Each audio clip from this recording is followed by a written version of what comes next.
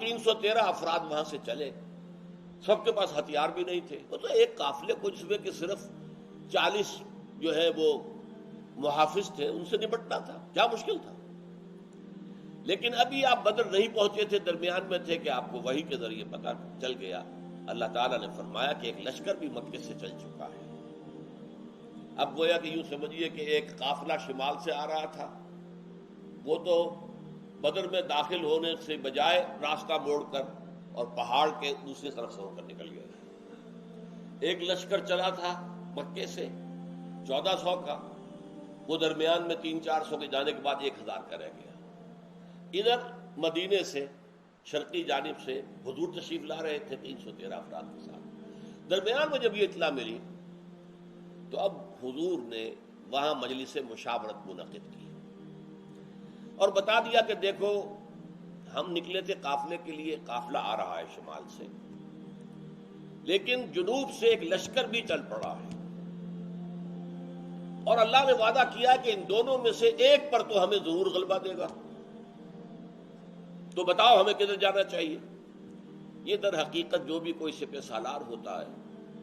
یہ اس کا کام ہوتا ہے کہ وہ اپنے ساتھیوں کے مورال کا اندازہ کر لے، کتنا کچھ جذبہ ہے، کتنا کچھ ان کے اندر جو ہے تن من دھن نثار کر دینے کے لیے آمادگی۔ تو چند لوگوں نے کہا کہ حضور یہ قافلے کی طرف چلیے، ہمارے پاس تو ہتھیار بھی نہیں، ہم ہتھیار لے کر نکلے نہیں، کوئی جنگ کا اندیشہ ہی نہیں تھا،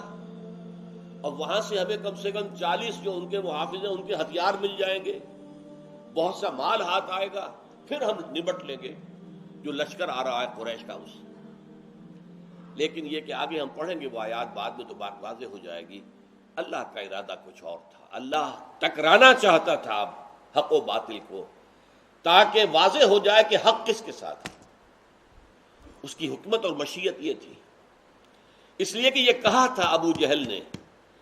کہ یہ در حقیقت یوم الفرقان ہوگا، ثابت ہو جائے گا، اسے یقین تھا اپنی فتح کا۔ اس کے جاسوسوں نے بتایا تھا کل 300 کے قریب آدمی نکلے ہیں، اور اس کے پاس 1000 کی نفری تھی،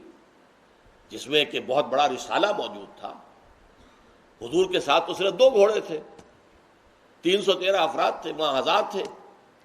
اسے یقین تھا تو اس نے پہلے سے کہہ دیا تھا کہ پتہ چل جائے گا کہ حق پر کون ہے، اللہ جس کی مدد کرے گا، جسے فتح دے گا وہ حق پر ہے، اور جس سے شکست ہو جائے گی وہ گویا کہ ثابت ہو جائے گا کہ باطل ہے۔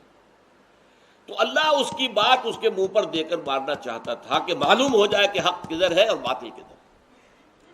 اور پھر یہ مٹبھیڑ ہوئی ہے، اور پھر اس کے اندر جو حالات و واقعات ہوئے وہ بعد میں بیان کروں گا۔